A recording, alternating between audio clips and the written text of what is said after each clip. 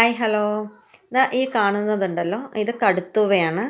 ചില നാടുകളിൽ ഇതിനെ ചൊറിയാണെന്നും കൊടുത്തുവ എന്നെല്ലാം പറയാറുണ്ട്.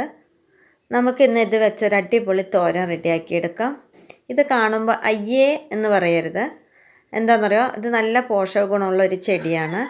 ഇത് നമ്മൾ പറിച്ചെടുക്കുന്ന സമയത്ത് പുറം കയ്യിൽ തട്ടുകയാണെങ്കിൽ മാത്രമേ ഇത് ചൊറിച്ചലുണ്ടാവുള്ളൂ. കൈയുടെ ഉൾഭാഗത്ത് തട്ടുന്ന സമയത്ത് ഇതിന് യാതൊരു ചൊറിച്ചലും ഉണ്ടാകില്ല.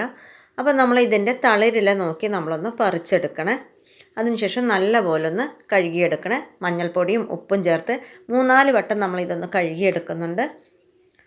ഇനി ഇതിൻ്റെ തണ്ട് ആവശ്യമില്ല, അതിൻ്റെ ഇല മാത്രം നമുക്ക് ചെറിയ കഷ്ണങ്ങളാക്കി നമുക്ക് മുറിച്ചെടുക്കാം.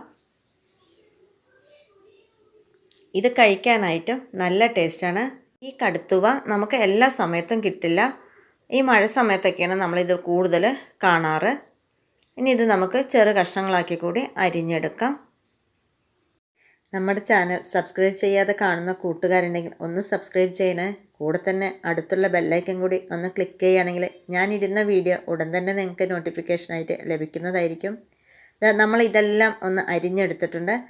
ഇനി ഒരു പാത്രം അടുപ്പത്തേക്ക് വെച്ച് കൊടുത്തിട്ടുണ്ട്. ഇതിലേക്ക് 1 മുറി സവോള, 4-5 വെളുത്തുള്ളി ചതച്ചത്, എരിവിനാവശ്യമുള്ള പച്ചമുളക്, ഒരല്പം ഉപ്പ്, 1/2 ഗ്ലാസ് വെള്ളം ഒഴിച്ച് നമ്മളിതൊന്ന് അടച്ച് വെച്ചൊന്ന് വേവിച്ചെടുക്കണേ. ഇത് വെന്ത് വന്നതിന് ശേഷം നമ്മൾ ഇതിലേക്ക് നേരത്തെ അരിഞ്ഞു വെച്ചിരിക്കുന്ന കടുത്തൂവയുണ്ടല്ലോ, അതുകൂടി നമുക്ക് ചേർത്ത് കൊടുക്കാം. ഇതിന് അധികം വെള്ളത്തിൻ്റെ ആവശ്യമില്ല. ഇനി നമുക്കിതൊന്ന് അടച്ച് വെച്ചതിന് ശേഷം ഒരു 5 മിനിറ്റ് കഴിഞ്ഞതിന് ശേഷമാണ് ഞാനിത് തുറന്ന് ഒന്ന് ഇളക്കി കൊടുക്കുന്നത്. ഇതുപോലെയാണ് ഇത് ഇരിക്കുന്നത്. നമ്മൾ നല്ല പോലെ ഒന്ന് ഇളക്കി ഇതിനെ വേർപെടുത്തിയെടുക്കണേ.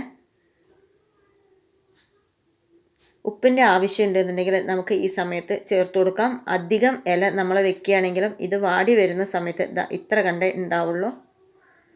ഇനി ഇതിലേക്ക് ആവശ്യമുള്ള നാളികേരം കൂടി ഇട്ട് കൊടുക്കാം. നല്ല പോലെ ഒന്ന് മിക്സ് ചെയ്തെടുക്കണേ. ഇനി നമുക്ക് ഫ്ലെയിം ഓഫ് ചെയ്ത് കൊടുക്കാം. എന്നിട്ട് ഇതിലേക്ക് പച്ച വെളിച്ചെണ്ണയാണ് ഞാൻ ചേർത്ത് കൊടുക്കുന്നത്. ഇത് നല്ല പോലെ ഒന്ന് മിക്സ് ചെയ്തെടുക്കണം.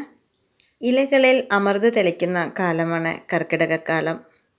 അതുകൊണ്ട് തന്നെ ആഹാരത്തിൽ വിവിധതരം ഇലകൾ ഉൾപ്പെടുത്തേണ്ടത് അത്യാവശ്യമാണ്.